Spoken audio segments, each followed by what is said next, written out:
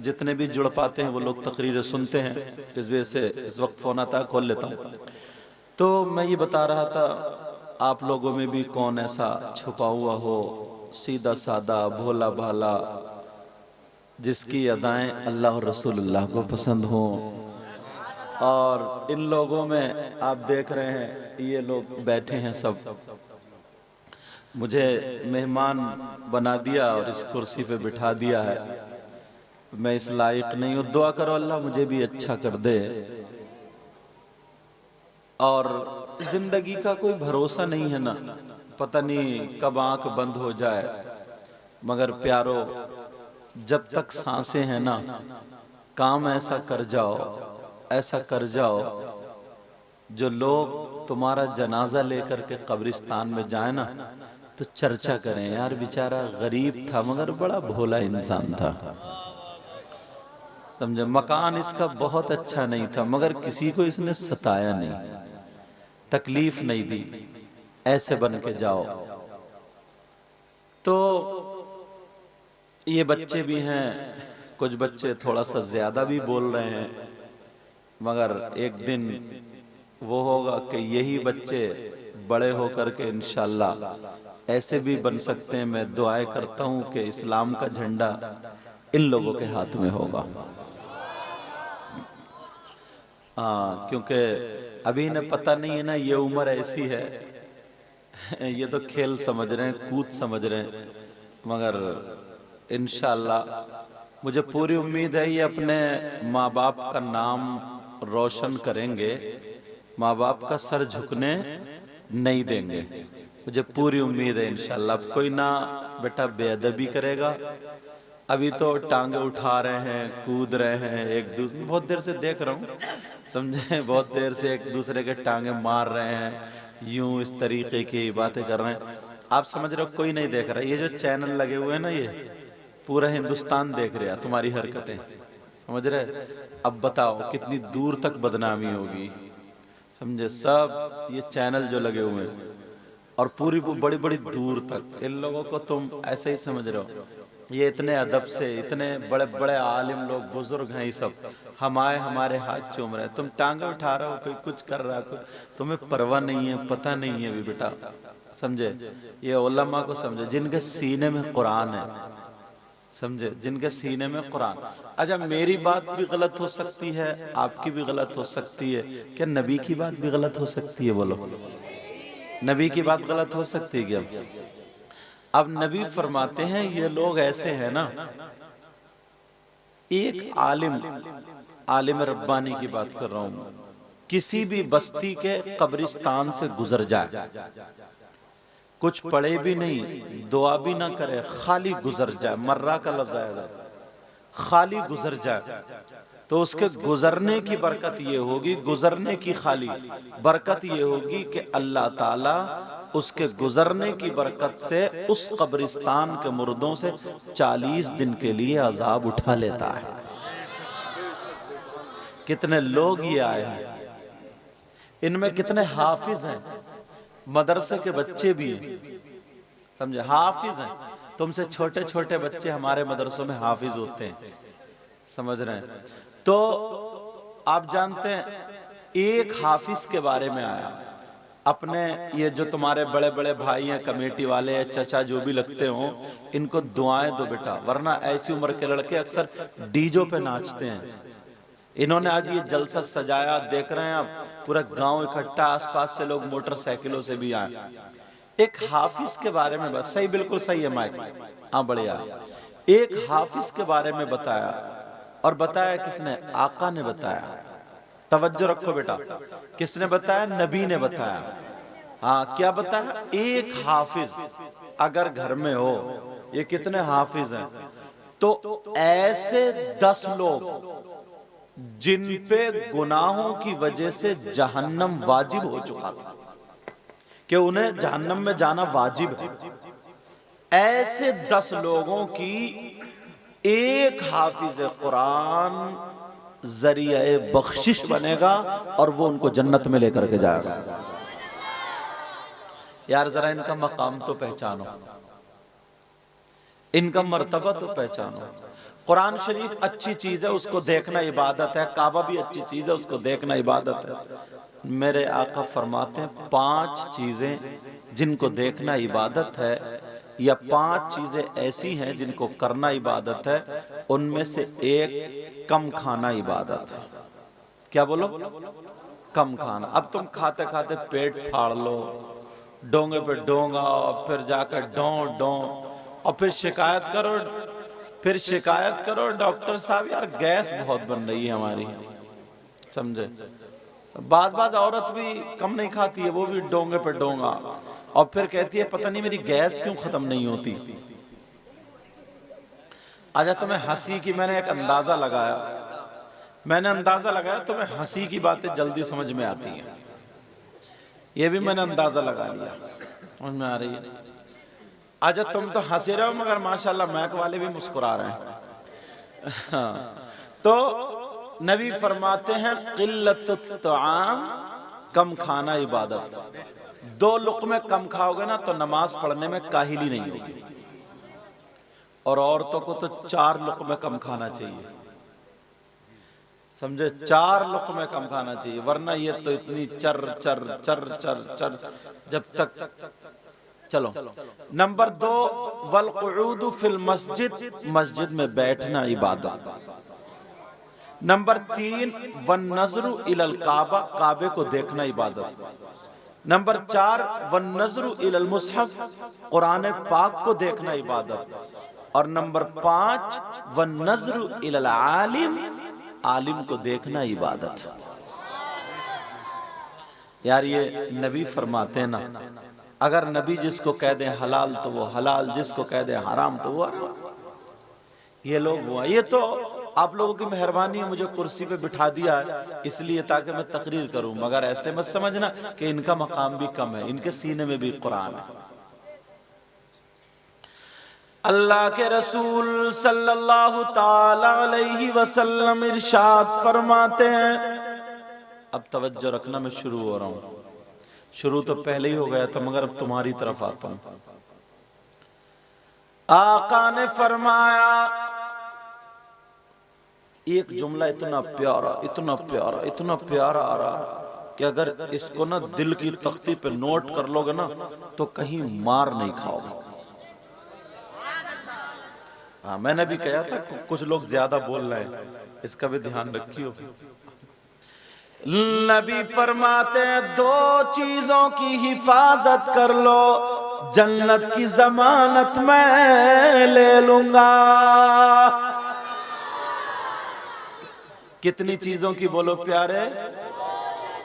तुम सोच रहे होगे यार पता नहीं धानों की हिफाजत करवाएंगे, गेहूं की हिफाजत करवाएंगे, गन्ने की हिफाजत करवाएंगे, या दूध की, क्यों या दूध का काम ज्यादा है, या भैंस की हिफाजत करवाएंगे। मगर आका का फरमान तो सुनो, आका फरमाते हैं 2 चीजों की हिफाजत कर लो, पार हो जाता है।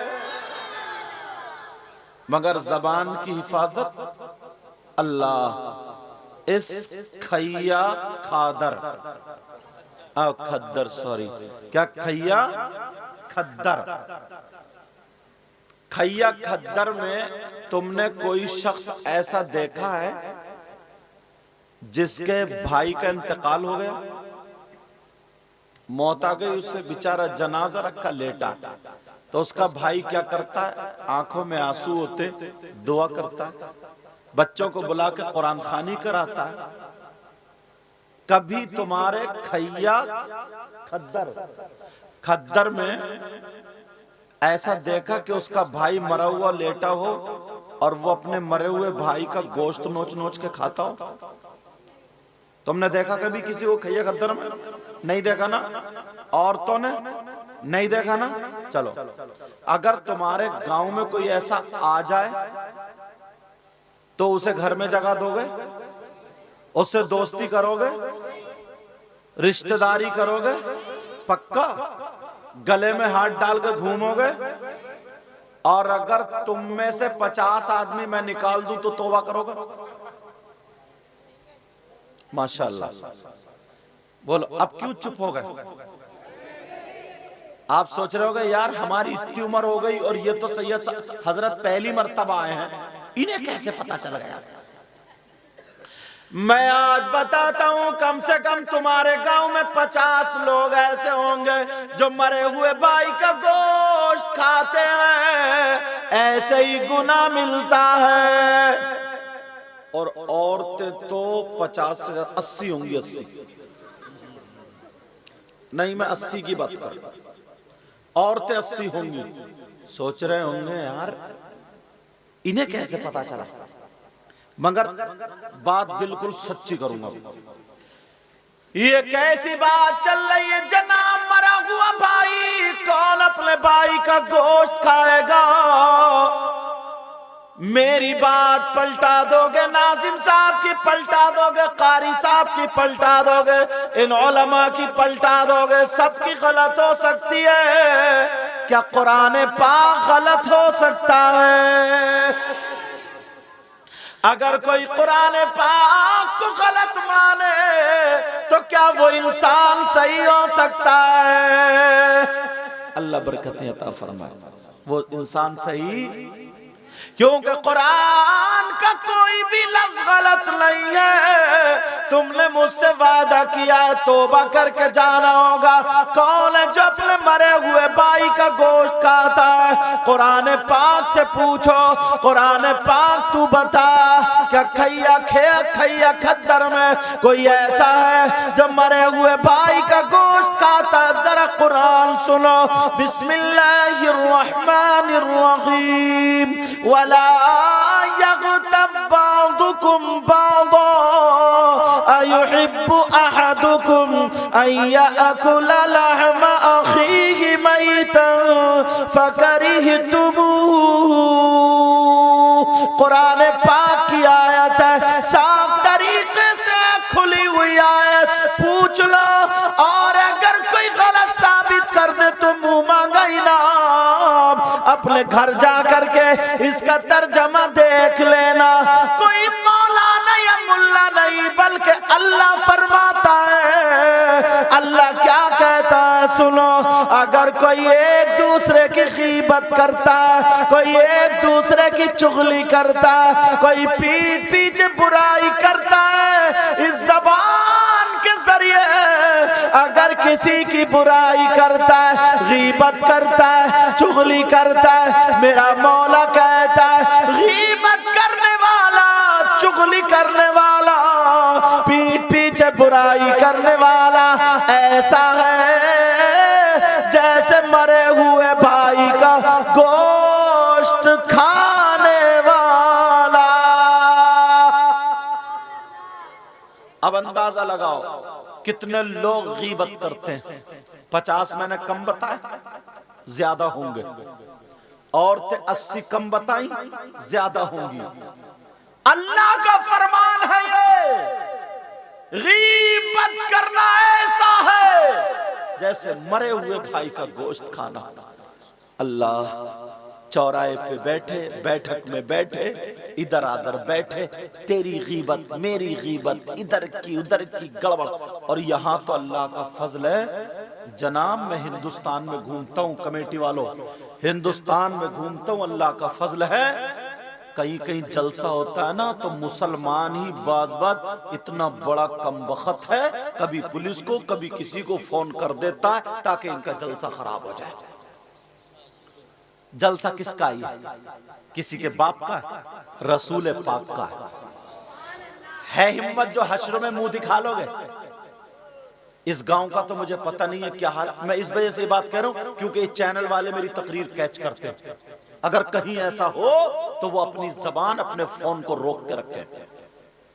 इतना हजरत, इतना जलन, हसद, कीना बगा, एक दूसरे की गीबत करना ऐसा है जैसे मरे हुए भाई का गोश्त खाना।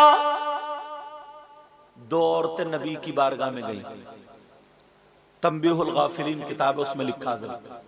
2 औरतें गई, आका फरमाते हैं तुम दोनों अपने मरे हुए भाई का गोश्त खा करके आई हो। जब इतना कहा तो दोनों कहने लगी आका नहीं खाया है, मेरे नबी जलाल में खड़े हो गए और उनसे कहा खड़ी हो, वहां पर जाकर के हल्क में उंगली डाल के तय करो, अभी दूध का दूध पानी का पानी हो जाएगा। हल्क में उंगली डाल के जब तय किए, अल्लाह अल्लाह, जब पलटी हुई है तो देखा गोश्त की बोटियां और लोथड़े और टुकड़े निकल रहे थे।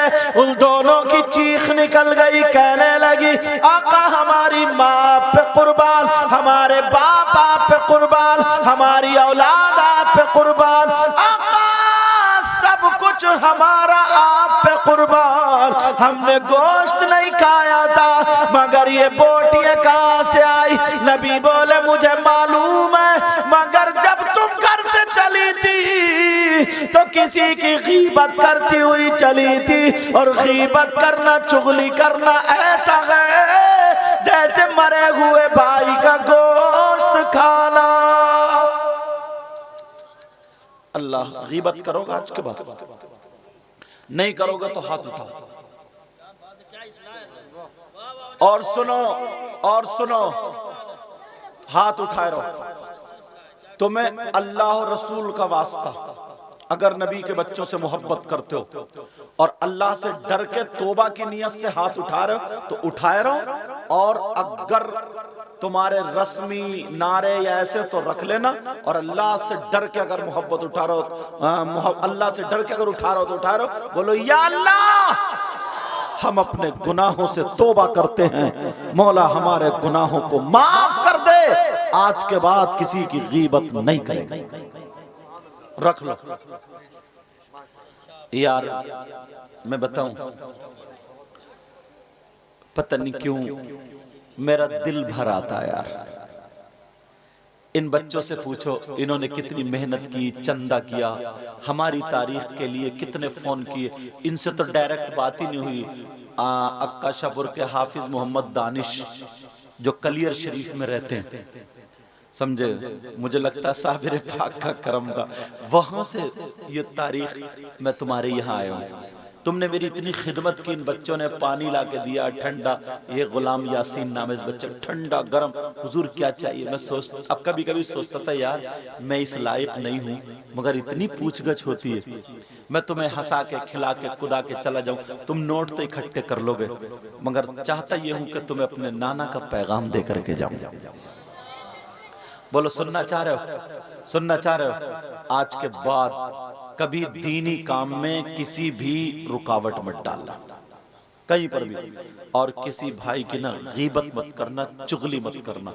सारी दुनिया गलत हो सकती है मगर अल्लाह का कलाम गलत। अब सुनो, दूसरा पॉइंट उठाता हूं। अच्छा मेरी बातें समझ में आ रही है? ऐसा तो नहीं है जोश में होश में सब गड़बड़ हो रहा? इम्तिहान ले लूं, फेल तो नहीं हो गए? पक्के में सुनना चाह रहे हो तो फिर हाथ उठाओ, कौन कौन सुनना नहीं चाह रहे?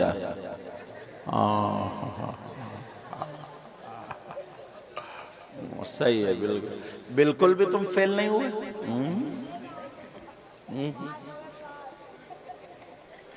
अच्छा आप इन कमेटी वालों ने भी उठा दिया कि हम भी सुनना नहीं चाह रहे, ये जो बिल्ले डाले हुए। मैं तुम्हें इसलिए ये मैंने बात तफरीहन की ताकि तुम्हारा जहन फ्रेश कर दूं। अब दूसरा सबक पढ़ा रहा हूं, दूसरा सबक, क्योंकि ताकि तुम्हारी गुनूदगी और ये सब भाग जाए ना और जहन फ्रेश हो जाए। अब तैयार हो जाओ सुनने के लिए। ये कितने प्यारे लग रहे हैं बैठे हुए ना, ऐसा लग रहा है बिरयानी की प्लेट आने वाली है। बैठ अब वो दो बच्चे ऐसे लग रहे हैं जैसे दीवार रोकने के लिए पिलर खड़े करें। बैठ जा, बड़ी जल्दी बैठ गए, जल्दी। एक बात बताऊं, एक बात सुनो हजरत, जब मैं नेपाल गया ना, नेपाल तकरीर करने, सुनने की बात है, जब मैं नेपाल गया तो एक हकीम जी, उन्हें पता चला कि सैयद साहब है हजरत, तो वो बड़ी मोहब्बत से हाथ चूम रहे हैं, कभी कुछ कभी कुछ। हुजूर बोले किसी चीज की जरूरत, मैंने क्या बताओ यार कौन सी चीज मशहूर है? तो वो हकीम थे, उनको वही बातें याद। चोर होता तो उनको चोरी के गुण याद होते, कोई शराबी होता तो उसे पौए याद होते, यही सब बात। पहलवान होता उसे दाव याद होते। बोले हजरत यहाँ की सलाजीत मशहूर है। सलाजीत वो है जो पत्थर के आंसू हैं, मतलब मोम की तरह निकलती है पत्थर से, और उसे चने से आधी दूध में घोल करके अगर पियो ना तो घुटनों में दर्द नहीं होता, कमर में दर्द नहीं होता, पूरी रात खड़े रहो ना तो दर्द नहीं होता। तो मैं ये सोच रहा हूँ या अल्लाह, ये जो खड़े हैं इनके सलाजीत तो हाथ नहीं लग गई हुई। अच्छा, इतनी देर से इनके घुटनों में दर्द ही नहीं हो रहा। आजा, वो सामने वाले कहाँ की सलाजीत पी के आए? नहीं, उन्हें इजाजत है, क्योंकि बैठ के मैं दिखूंगा नहीं। बैठ के अगर तुम भी बेटा अगर थक जाओ ना तो खड़े हो सकते हो, जब थक जाओ तो खड़े हो सकते हो। अच्छा, अब ये पक्का हो गया कि इन्होंने सलाजीत नहीं पी है, ये तो मानोगे ना। चलो दुरूद शरीफ पढ़े। अल्लाहुम्मा सल्ली अला सय्यिदिना मौलाना मुहम्मद व बारिक व सल्लिम सलातो व सलाम अलैका या रसूल सल्लम। एक शेर पढ़ता हूं फिर शुरू करता हूं। कौन कहता है, कौन कहता है कि लफ्जों का खजीना लिख दो, कौन कहता है कि लफ्जों का खजीना लिख दो, कौन कहता है,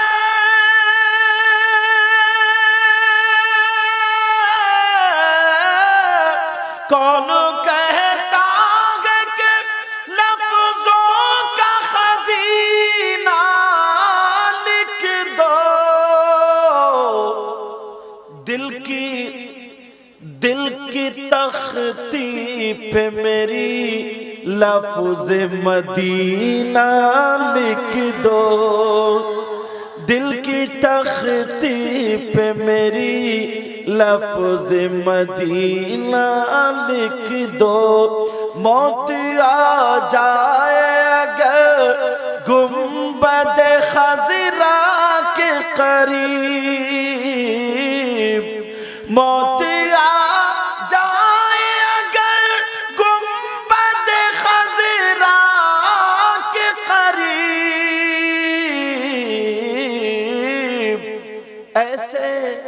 ऐसे मरने को भी तारीख में जीना लिख दो, हाँ जीना लिख दो, दिल की तख्ती पे मेरी लफ्ज़ मदीना लिख दो। मुझे लग रहा है शेर पढ़ने में तुम लोग उठ जाते हो। अल्हम्दुलिल्लाह। अब तुम लोग बैठ जाओ जल्दी से, अब पैसे मुझे मत दो अभी, जब मैं जाऊं ना तो बाद में मुसाफा कर लियो, और अगर याद ना रहे ना तो सुबह को फजर की नमाज पढ़ने जाओगे इंशाल्लाह तो मस्जिद की गुल्लक में डाल दियो। अब बेटा, और अगर आओ तो आराम से चुपके से, माशाल्लाह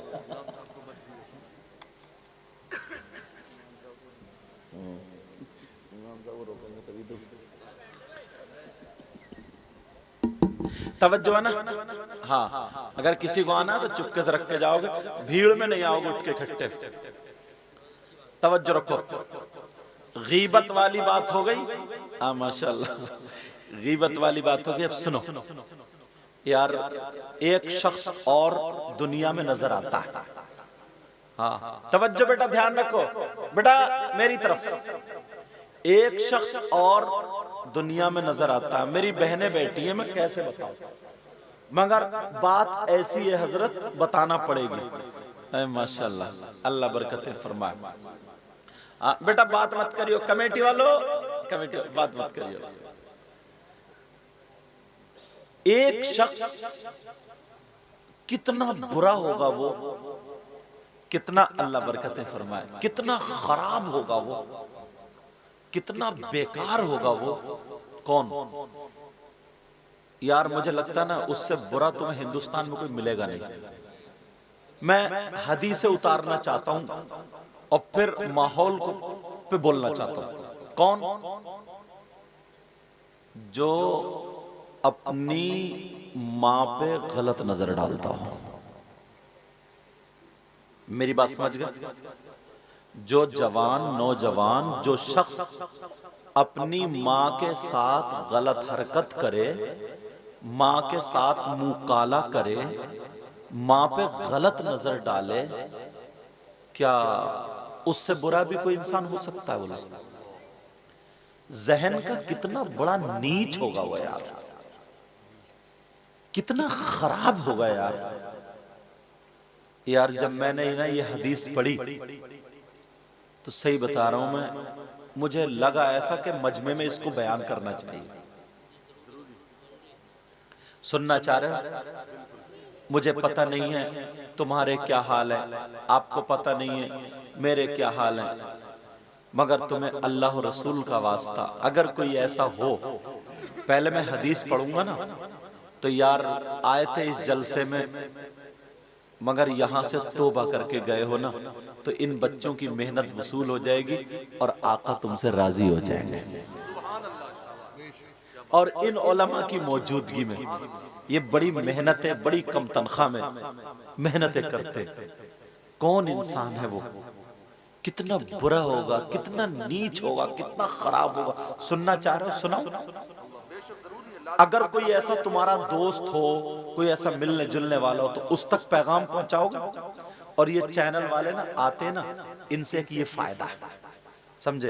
अच्छी अच्छी बातें डाला करें, बुरी बातों को, जैसे कभी कभी झगड़े में, कभी कभी कमेटी वालों में या किसी में लड़ाई झगड़ा हो जाता है ना, तो वो बातें ना डाला करें क्योंकि वो दूर तक जाती है।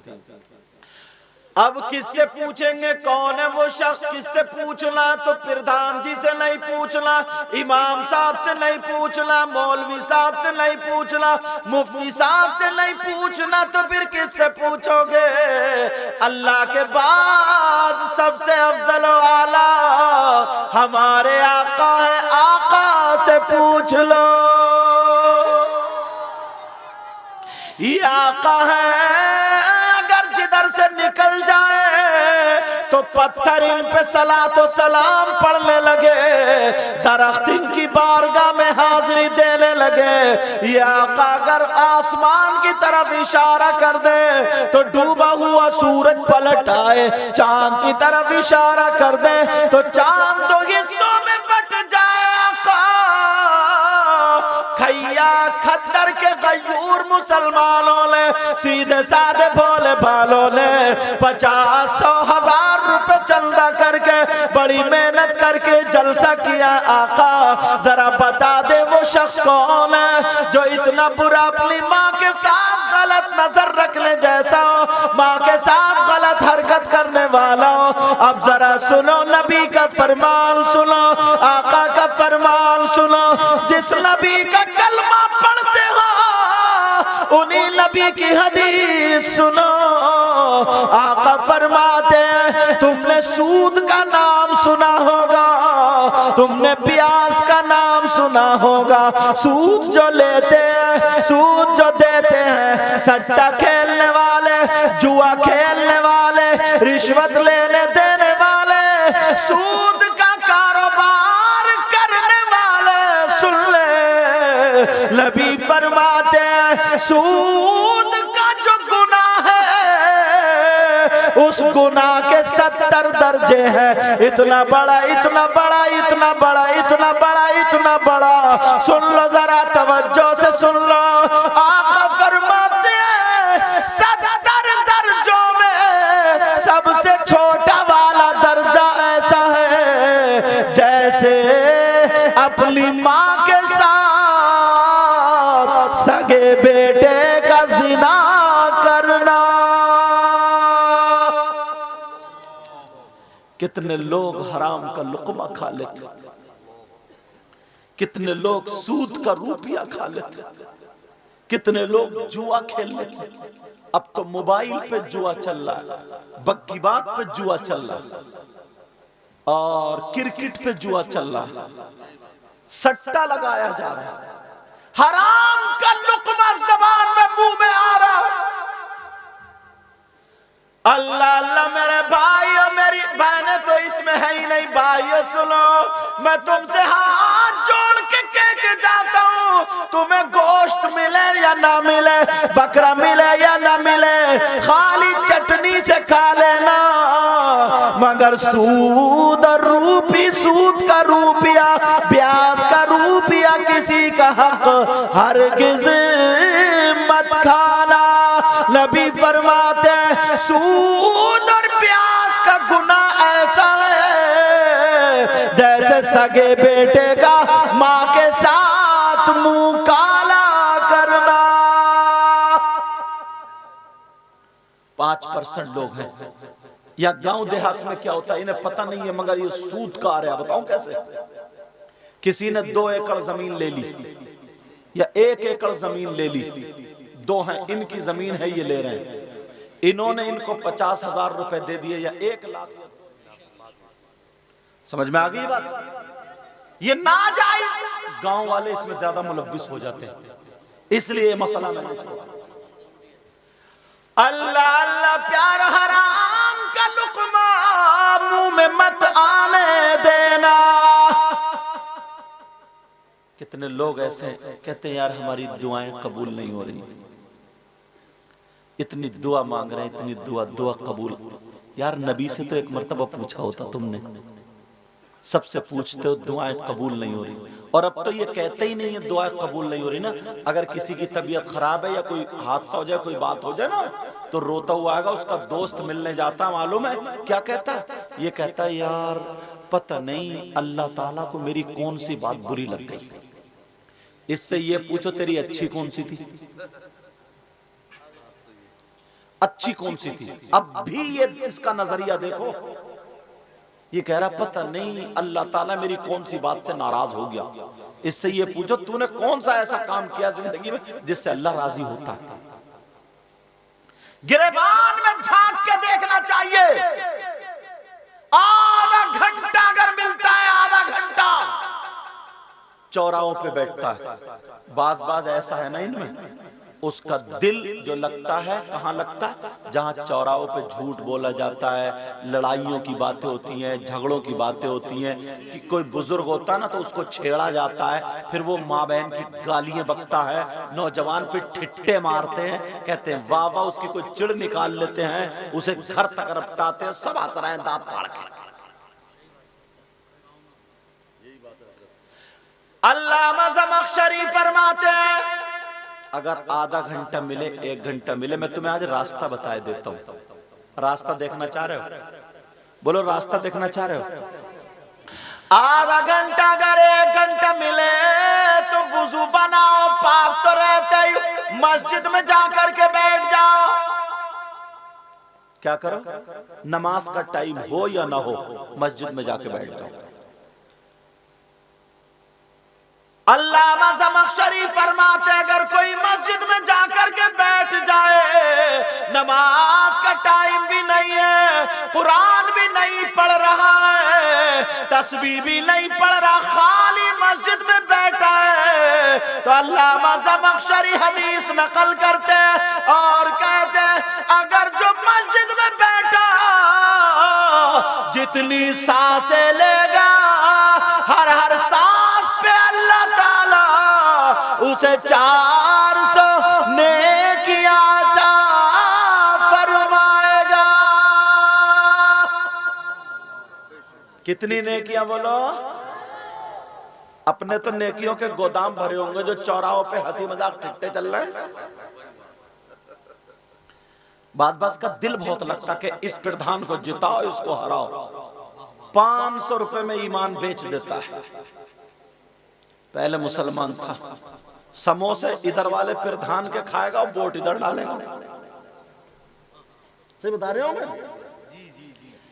सारे काम छोड़ देगा।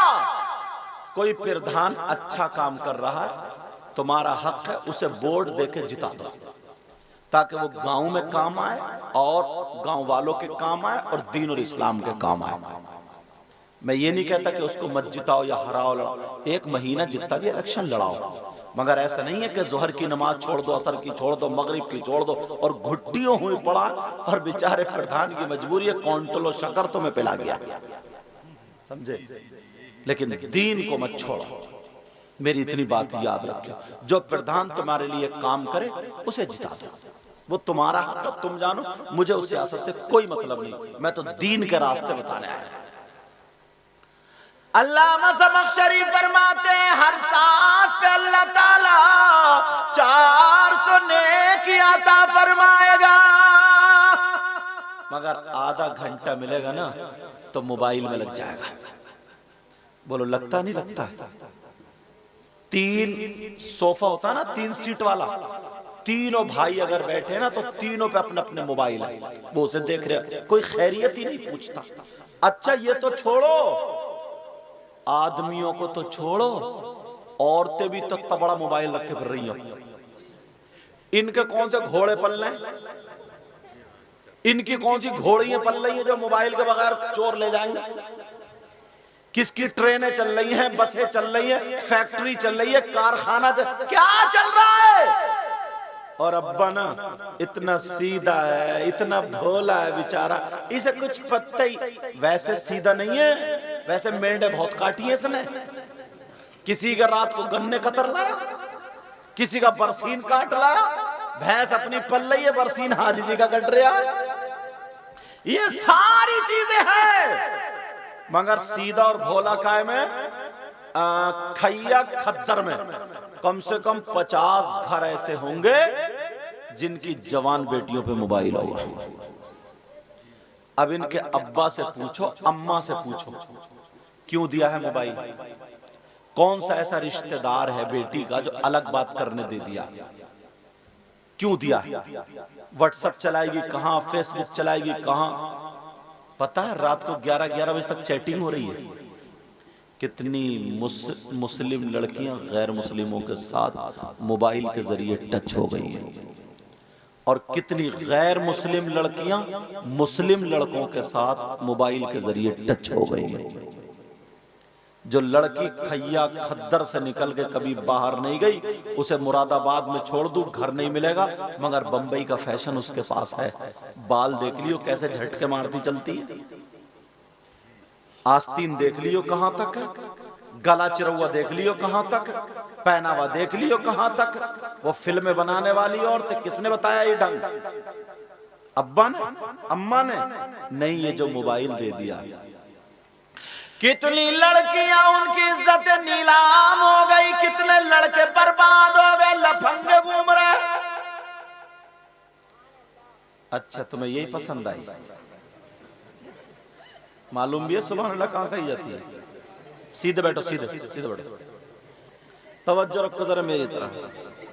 अब्बा ने कभी सिखाया होता तो पता चलता। तवज्जो रखो मेरी तरफ, इनको भी ये भी हम ही सिखाएंगे कहां कहना। सुभान अल्लाह। कितने लड़के लफंगे घूम रहे, लफंगे। इनसे पूछो तुम्हारे घर में माँ बेटियां नहीं है, तुम्हारे घर में बहनें नहीं है, शादी हो जाए तो उस जगह पे जाके खड़े होंगे जिधर से औरतों का गुजर होगा, लड़कियों का। इस लफंगे से ये पूछो, तू जो बाल में कंगा लगा के, गले में चैन, हाथों में ये चूड़ी कड़े पहन के जो रास्ते में खड़ा, किसके लिए खड़ा था? अगर तेरी बहन आ गई तब भी उसके कौन ही मारेगा? अम्मा आ गई उसके कौन ही मारेगा? चच्ची आ गई तो कौन ही मारेगा? यार कुछ तो सिखाओ। बेटी को मोबाइल की जरूरत नहीं, अगर इन्हें देना तो दीनी किताब दो, इस्लामी किताब दो।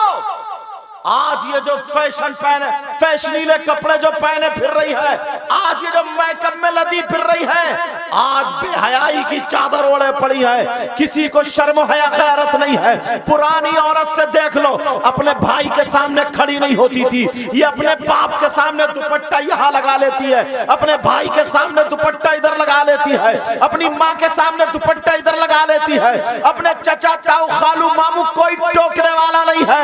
मैं तुमसे कह करके जाऊंगा, याद रखो ये माँ बाप की जिम्मेदारी है। कोई मौलाना हमारी बेटी को दुपट्टा नहीं उड़ाएगा, कोई इमाम साहब दुपट्टा नहीं उड़ाएंगे, कोई पीर साहब दुपट्टा नहीं उड़ाएंगे, ये माँ बाप की जिम्मेदारी है। माँ बाप जरा तुम हदीस सुनो, ऐसी हदीस सुनाने जा रहा हूँ, तुम्हारा कलेजा मुंह को आ जाएगा, तुम्हारे दिन में तारे नजर आ जाएंगे। जरा सोचो, आज शादियों में जो तुम्हारी